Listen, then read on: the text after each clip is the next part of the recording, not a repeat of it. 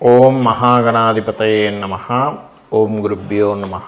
ఓం శ్రీమాత్రే నమః. పరమేశ్వర స్వరూపమైనటువంటి జ్యోతిష, వాస్తు మరియు ఇతర అనేకమైనటువంటి శాస్త్రములను మాకు అందించినటువంటి మహర్షులకి నమస్కారం. హయగ్రీవ హయగ్రీవ హయగ్రీవేతియో వదేత్తస్స నిస్సరతే వాణి జహ్నుకన్యా ప్రవాహవత్. అరుణాం కరుణాతరంగితాక్షీం ధృతపాశాంకుశపుష్పబాణచాపాం అనిమాదిభిరావృతాం మయూకైః అహమిత్యేవ విభావయే భవానీం. శ్రీమాత్రే నమః. ప్రేక్షకులందరికీ కూడా లలితాంబిక అమ్మవారి యొక్క అనుగ్రహం పరిపూర్ణంగా కలగాలని మనస్ఫూర్తిగా కోరుకుంటూ మనం ఈరోజు చెప్పుకోబోయేటువంటి టాపిక్ ఏంటంటే, చూడండి, చాలామందికి ఒక్కొక్క జాతకాన్ని బట్టి, పర్సనల్ చార్ట్ని బట్టి వారు ఏ దేవత ఆరాధన చేస్తే బాగుంటుంది, అందులోని ఆ దేవతకి ఆ దేవత సంబంధించిన మంత్ర జపం చేస్తే బాగుంటుందా, లేకపోతే ఆ దేవత సంబంధించిన లేదా ఆ గ్రహ సంబంధించిన దానం ఇస్తే బాగుంటుందా, తర్పణము చేస్తే బాగుంటుందా. తర్పణము అంటే నీటితో కానీ పాలతో కానీ చేస్తూ ఉంటారు. అదేవిధంగా హోమము చేస్తే బాగుంటుందా అనేటువంటిది ఉంటుంది.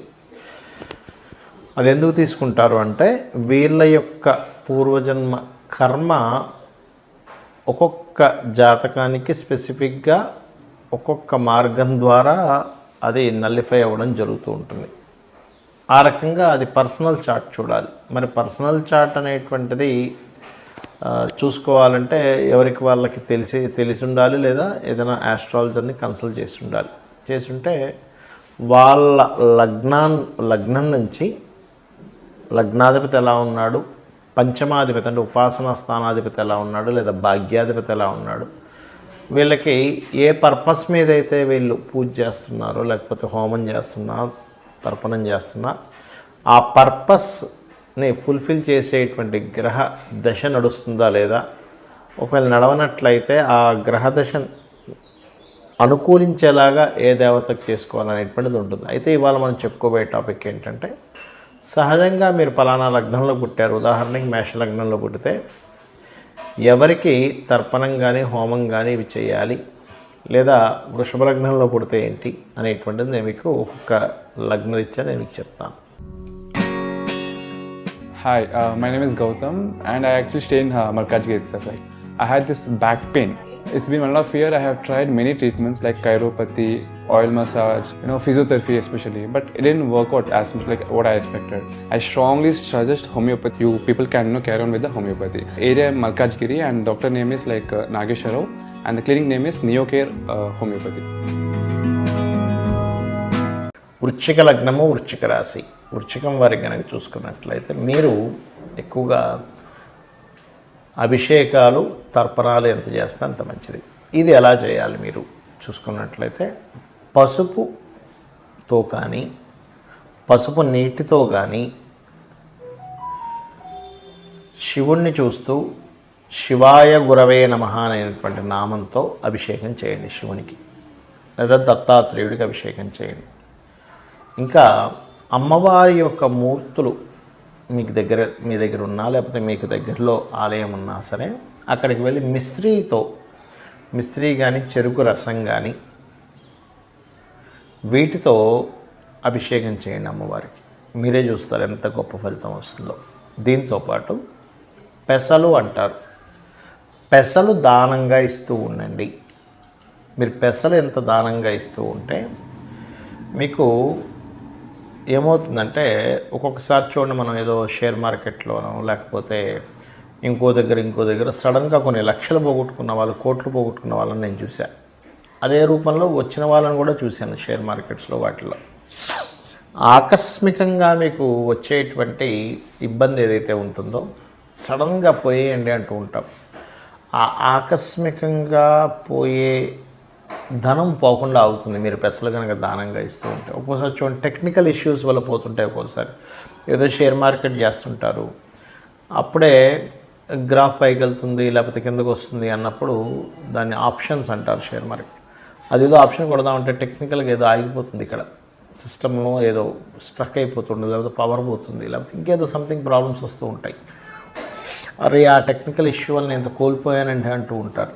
అయితే షేర్ మార్కెట్లోకి వెళ్ళాలంటే ముఖ్యంగా గుర్తుపెట్టుకోండి 2, 5, 8, 11 కాంబినేషన్ అంటారు. అంటే ద్వితీయాధిపతి, పంచమాధిపతి, లాభాధిపతి, అష్టమాధిపతి ఆ యొక్క గ్రహ కాంబినేషన్ ఉంటూ, రెండవది ఏంటంటే ఇక్కడ చూసుకున్నట్లయితే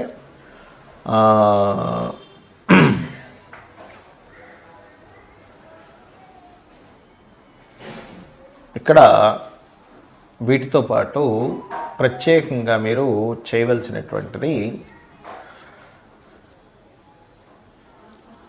అంటే ఎవరికైనా షేర్ మార్కెట్లో బాగా రాణించాలి అంటే మాత్రం నీచభంగ రాజయోగము లేదా విపరీత రాజయోగం కూడా కనెక్ట్ అయి ఉండాలి, గుర్తుపెట్టుకోండి. అదేవిధంగా ఇక్కడ మరొక విషయం ఏంటంటే ఈ కాంబినేషన్ ఏదైతే ఉందో వృశ్చికం వారికి, మీరు వీలున్నప్పుడల్లా కూడా అన్నపూర్ణాదేవికి సంబంధించిన స్తోత్రం చదువుతూ అన్నదానం చేస్తూ కూడా చాలా చక్కటి ఫలితాలు వస్తాయి. మరి కొంతమందికి జన్మజాతకం ఉండదు, వాళ్ళ డేట్ ఆఫ్ బర్త్లు తెలియదు, వాళ్ళ లగ్నం తెలియదు, వాళ్ళ రాశి కూడా తెలియదు. అప్పుడు ఏం చేయాలి? జనరల్గా చేసుకునేవి కొన్ని ఉంటాయి, జన్మజాతకం తెలిసి వాళ్ళు తీసుకునే దీన్ని బట్టి ఉంటుంది. ఇది 2 రకాలుగా ఉంటుంది. ఒకటి మీకున్న సమస్యని బట్టి, రెండవది మీకు సమస్య కాకుండా జనరల్గా చేసుకునేటువంటి పద్ధతి. నేను 2 విషయాలు చెప్తాను. ఒకటి, నిత్యము సూర్య నమస్కారాలు చేసుకోవడం. నిత్యము సూర్య నమస్కారం చేసుకుంటూ సూర్యుడికి అర్ఘ్యం వదలడం. ఇక్కడ 3 విషయాలు ఎట్ ఎ సేమ్ టైం ఇక్కడ 3 విషయాలు ఒకటేసారి జరుగుతాయి. ఎలాగా అంటే, ఒకటి, సూర్యుడిని స్తోత్రిస్తున్నాము ఆదిత్య హృదయంతో, సూర్యభగవాన్ని నమస్కరిస్తున్నాము. సూర్యుడు అగ్నిస్వరూపం, అంటే సూర్యుడిని నమస్కరిస్తున్నామంటేనే ఒక హోమం చేస్తున్నట్టుగా, యజ్ఞం చేస్తున్నట్టుగా, సూర్యుడికి నీళ్ళు వదులుతున్నామంటే తర్పణం జరుగుతున్నట్టుగా. దీంతో పాటు మీరు ఆదివారం నాడు కానీ, సప్తమి వచ్చినప్పుడు కానీ, సూర్యుడి యొక్క నక్షత్రాలు అంటే కృత్తిక, ఉత్తరాషాఢ ఈ నక్షత్రాల్లో కానీ మీరు గోధుమలు దానంగా ఇచ్చినట్లయితే, మీ జన్మజాతకం తెలియదు కాబట్టి 4 విషయాలు చేస్తున్నారు. దానం ఇస్తున్నారు, సూర్య నమస్కారం చేసుకుంటున్నారు, అర్ఘ్యం వదులుతున్నారు, స్తోత్రపారాయణం చేస్తున్నారు ఆదిత్య హృదయం. దీనివల్ల ఏమవుతుంది అంటే, మీకు ఏదైతే పూర్వజన్మల్లో చేసినటువంటి కర్మ ఒకవేళ నెగటివ్గా వస్తున్నట్లయితే, ఆ నెగటివ్గా వస్తున్నటువంటి కర్మ అది అక్కడికి అట్లా ఏదైతే ఆ ప్రభావం చూపిస్తూ మీకు ఇబ్బంది కలుగుతుందో ఆ ప్రభావం అనేటువంటి తగ్గుతుంది. ఇక రెండవది, లలితా సహస్రనామాలు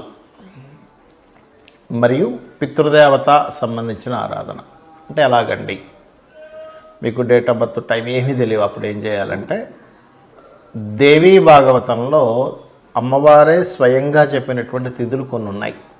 దాని తర్వాత ఇంకో 2 తిథులు కొంతమంది పెద్దవాళ్ళు చేర్చారనుకోండి. అవి ఏమిటి అంటే, ఒకటి చతుర్దశి, అష్టమి, నవమి. ఈ 3 తిథుల్లో నా యొక్క అనుగ్రహం అంటే అమ్మవారి యొక్క అనుగ్రహం చాలా దగ్గరగా ఉంటుందట. ఆ సమయంలో ఎవరైతే దేవీ భాగవత పారాయణం కానీ, చండీ సప్తశతి కానీ, ముఖ్యంగా లలితా సహస్రనామాలు కానీ ఎవరైతే పఠనం చేస్తారో, అంటే బాగా తీవ్రమైనటువంటి కష్టంలో ఉన్నారు, లేకపోతే బాగా తీవ్రంగా ఆగిపోయింది ఏదైనా ఒక విషయం, రోజుకి 27 సార్లు కనుక ఈ తిథుల్లో కనుక చేయగలిగితే మీకున్నటువంటి పూర్వజన్మ పాపకర్మ దగ్ధం అవుతుంది. దాని ద్వారా మీరు ఇప్పుడు అనుకున్న సంకల్పం నెరవేరుతుంది.